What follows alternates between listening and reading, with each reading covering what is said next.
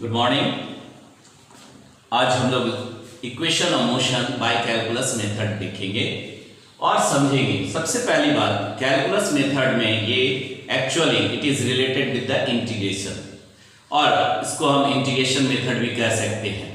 ठीक है, calculus method के तहत डिफरेंशियल और इंटीग्रेशन दोनों को देखते हैं, लेकिन इक्वेशन ऑफ मोशन में मोस्टली इंटीग्रेशन की बारे में बात हम लोग कर रहे हैं।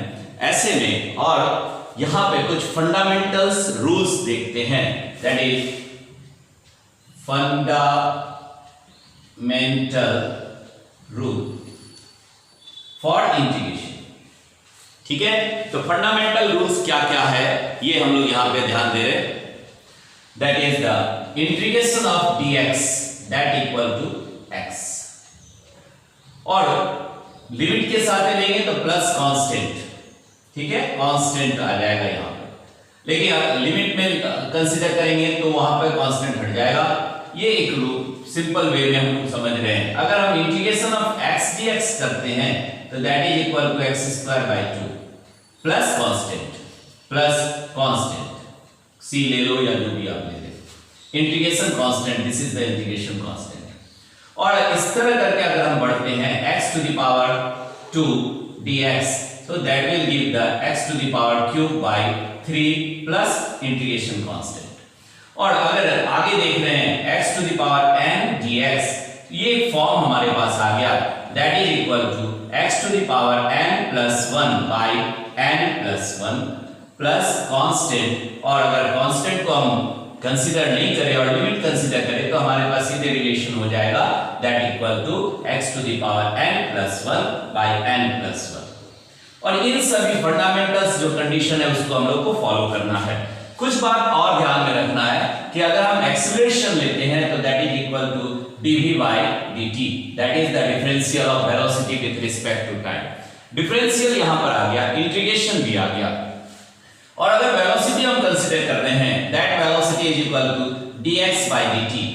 यहां पर भी हम देख रहे हैं differential of position with time या displacement with time is the velocity. तो ये रिलेशन को भी हमको ध्यान में रखना है और इस सभी को हम अप्लाई करेंगे, यूज करेंगे। मान लो इसी रिलेशन को हम देखते हैं और हमने कह दिया इंटीग्रेशन ऑफ dv, तो आप क्या बोलोगे, that is equal to v। और अगर आप आगे बात कर रहे हैं integration of dt, that is equal to t।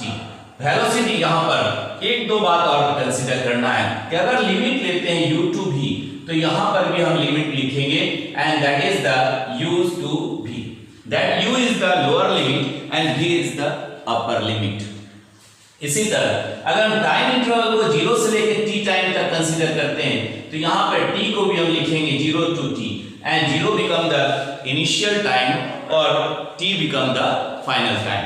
सो इन सभी बातों को हमको ध्यान में रखते हुए कैलकुलस मेथड से पहला इक्वेशन हमारा है, that is velocity time relation. First जो निकालने जा रहे हैं that is the equation velocity time relation. और ये वेलोसिटी टाइम रिलेशन क्या है, that is the v is equal to u plus at। और इस रिलेशन को हम कैलकुलस मेथड से सॉल्व करेंगे, कैलकुलेट मेथड से इसको फाइंड आउट करेंगे। सबसे पहला बात यहां पे हम ले रहे हैं the instantaneous acceleration is given as the instantaneous acceleration is given as कितना हो गया, तो a instant that is the a uniform, instant का मतलब constant। और भी कुछ बात ध्यान में रखेंगे हम लोग कि इनिशियल वेलोसिटी को हमेशा, initial velocity is always constant, initial velocity constant होगा, u कांस्टेंट होगा।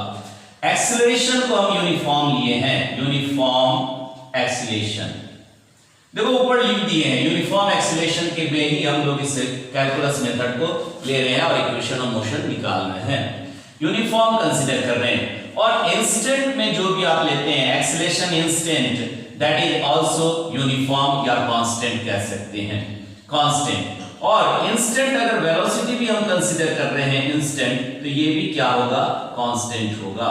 तो इतना बात हमको ध्यान में रखना है। तो अब यहां पर हम A इज इक्वल टू लिख सकते हैं differential of dv by dt।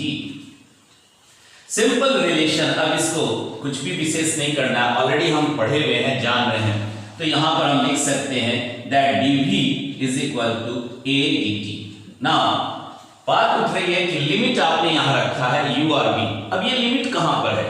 तो मान लो कोई पार्टिकल अगर मूव कर रहा है from certain position where the x is equal to 0 to that of the x, and at that motion it has the initial time is equal to 0 for the time t, means the time period क्या हो गया of the motion, that is the time period जो आप ले रहे हैं of motion that is equal to t के रूप में टाइम पीरियड ले रहे हैं यहां से 0 से लेके t तक का।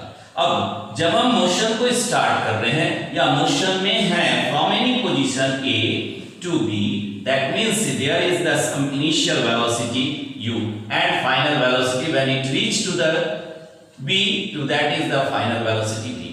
अब यहां से ये बात हमारे पास आ गया, and these all are known as the limit। इसको क्या कहेंगे?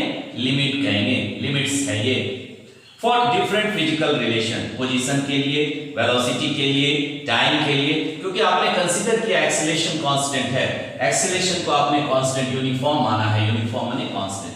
अब इस सभी बातों को अगर हम ध्यान में रखते हैं तो ये इक्वेशन 1 को हम इंटीग्रेट करने जा रहे हैं विद द लिमिट। लिमिट आपके सामने है, ठीक है। Integrating equation 1 with proper limit। तो प्रॉपर लिमिट आपके पास क्या होगा? इंटीग्रेशन कर रहे हैं dv का, upper limit and lower limit. Lower limit is the u, upper limit is the v। तो हम यहां लिख रहे हैं u to v, that is equal to, अब यहां आ गए इंटीग्रेशन फॉर a कांस्टेंट है, कांस्टेंट का इंटीग्रेशन नहीं होगा, कांस्टेंट को बाहर कर दिए, और इंटीग्रेशन किसका हो रहा है? dt का हो रहा है। कहां से कहां तक? 0 से लेकर के t इंटरवल तक। देखो यहां पर हमने पहले से लिखा है dv और dt का, जैसे dx का आपने x लिया था, dv का v लिए हो, dt का t लिए हो, और लिमिट आप साथ में रखें, तो सेम रिलेशन को हम यहां पे रखने जा रहे हैं। तो ये हो गया तुम्हारा इंटीग्रेशन किए तो v, और यहां पे लिख दिए u to v, and that is for a, और ये भी हो गया t फ्रॉम 0 से t। Now put the upper limit, then after minus lower limit, upper limit minus lower limit, तो क्या रिलेशन आ जाएगा? That is the, और इसको हम लिख सकते हैं v minus u is equal to a t minus 0। That means यहाँ रिलेशन हमको मिल गया, v is equal to u को इधर कर दिए, और ये तो आप देख ही रहे हैं, और v is equal to u plus at, and this is the easiest way to calculate the relation। और ये रिलेशन को सपोज करो कि हमने फर्स्ट इक्वेशन लिया है, फर्स्ट इक्वेशन ऑफ मोशन, यहाँ हम इक्वेशन 2 कर दिए। मतलब सिंपल वे में by knowing the fundamental rules, simple way में and by knowing the definitions of this, तो हम कुछ बातों को कंसीडर करते हुए कैलकुलस मेथड से थोड़ा सा समझदारी के साथ हम इक्वेशन ऑफ मोशन को कैलकुलेट कर लेते हैं। पहला निकाले, that is the velocity time relation. देखो यहाँ पे पोजीशन नहीं है। अब सेकंड देखने जा रहे हैं। Now for the second equation of motion, that is the position time relation. तो ये भी देखो यहां पर पोजीशन टाइम रिलेशन, सेकंड हो गया position time relation, second position, second हो गया position time relation, and that is s is equal to ut plus half at square. s is equal to ut plus half at square. अब ये s, ये relation को हमको find out करना है by the calculus method. तो फिर यहां पर हम कंसीडर कर रहे हैं v is equal to dx by dt। तो ऐसे में इंस्टेंटेनियस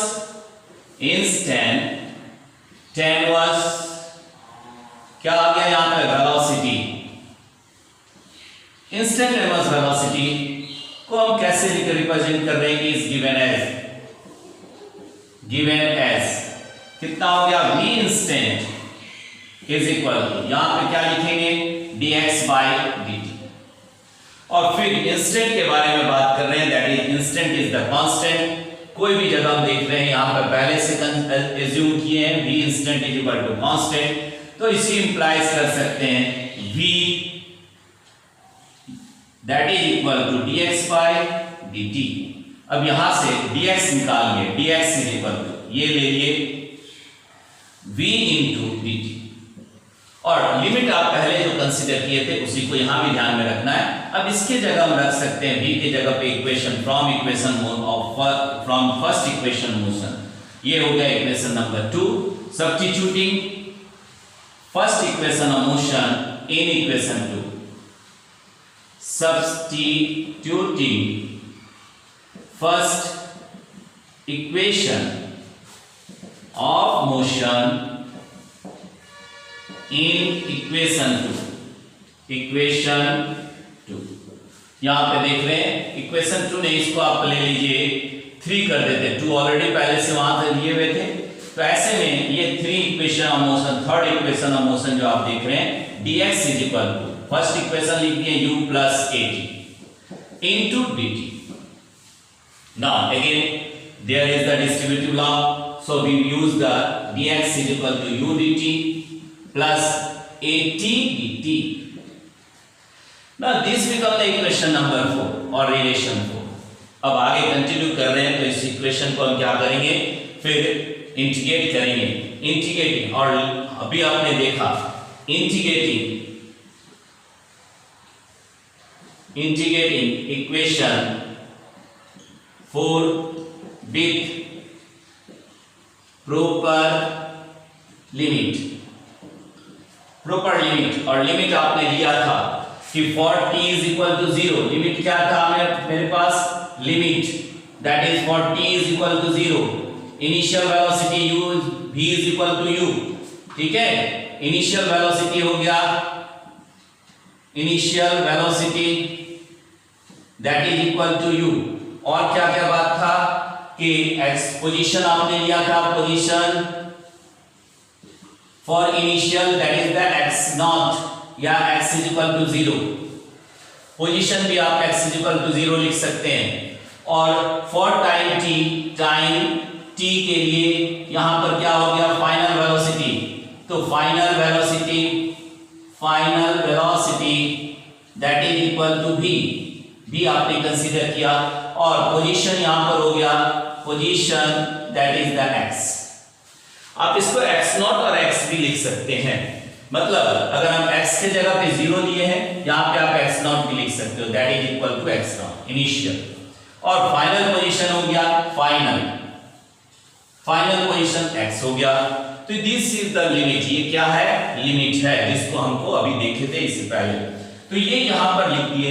अब इसको इंटीग्रेट कर दिए विद प्रॉपर लिमिट, तो यहां लिख सकते हैं dx from limit is the x not to x that is equal to u, और क्योंकि आपने अभी लिखा है u is the constant, means ये चेंज नहीं कर रहा है, कांस्टेंट का इंटीग्रेशन नहीं लेते, dt हो गया 0 से लेकर के t तक, प्लस a भी कांस्टेंट है ऑलरेडी लिखा हुआ है यहां पे, तो यहां पे हो गया integration for t dt from 0 से लेकर के t तक। अब ये रिलेशन हमारे पास आ रहा है, और इसको अब हम इंटीग्रेट कर देंगे, तो रिलेशन देखो s is equal to ut plus half t square, जो आप लिखिए यहाँ पे, ये जो रिलेशन हमारे पास निकालना है s is equal to ut plus half at square, इसको निकालना है, और इसके लिए यहाँ पर हमने इंटीग्रेशन लिया है, dx का वैल्यू x कंसीडर करते हैं, तो x हो गया with the limit 0 to x not to x is equal to, यहां हो गया u इंटीग्रेशन फॉर dt, कहां से कहां तक, फ्रॉम 0 से लेकर t, तो integration for dt is equal to t from 0 to t, plus अब इसको भी ले रहे हैं a, और x dt is equal to x square, तो t dt is equal to t square by 2 from 0 to t। अब ये कंडीशन है विद द अपर लिमिट और lower limit. So upper limit minus lower limit, x minus x naught, and that is the s. X minus x naught, that is the position, displacement, is equal to, अब यहाँ पे लिख दिए u और यहाँ हो गया t minus 0 plus half a, या फिर हाफ को बाहर कर दिए तो a, और यहाँ पे लिख सकते हैं t स्क्वायर माइनस 0. तो रिलेशन हमारे पास आ गया s is equal to ut plus half at square. देखो, और ये इक्वेशन नंबर सेकंड कहलाया. तो इसको हम इक्वेशन नंबर 5 ले रहे हैं. That is the second equation, position time relation. Position time relation, यहां फाइनल वेलोसिटी कहीं नहीं है. ठीक है. अब थर्ड हम लोग कैलकुलेट कर रहे हैं position velocity relation. That is also important one, position velocity relation. और उससे हम एक और रिलेशन भी फाइंड आउट कर लेंगे. That is for uniform acceleration, position velocity relation. देखो यहां पोजीशन वेलोसिटी रिलेशन, और ये क्या है, तो आप ऐसे लिख सकते हो s is equal to v square minus u square by 2a. Condition सारा वही है जो आप पहले को फॉलो कर रहे हैं, वही अभी भी है, उसमें कोई चेंज नहीं करना है, बस अरेंजमेंट को देखना है. अब यहां पर हम फिर से एक्सेलरेशन ले रहे हैं क्योंकि पोजीशन के साथ है, लेकिन इस इक्वेशन में कहीं भी टाइम फैक्टर नहीं है. ठीक है. तो टाइम रिलेशन हमको नहीं कंसीडर करना है. तो ऐसे में इंस्टेंटेनियस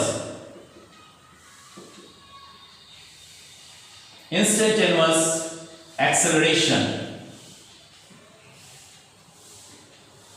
is given as, क्या लिख देंगे, a instant is equal to constant a, that is equal to, क्योंकि एक्सेलरेशन क्या है, यूनिफॉर्म एक्सेलरेशन है, तो आपने हेडिंग में ही लिख रखा है यूनिफॉर्म एक्सेलरेशन. तो that is equal to dv by dt. Now यहाँ t है ना, इस t को हमको हटाना है, तो इसी रिलेशन को हम लिख रहे हैं a is equal to dv by dx into dx by dt. Without the just position के साथ क्या कर दिए, मल्टीप्लाई किए ऊपर नीचे दोनों जगह, तो एक रिलेशन हमारे पास आ गया. That is the dx by dt. यहां लिखा हुआ है dx by dt is equal to velocity.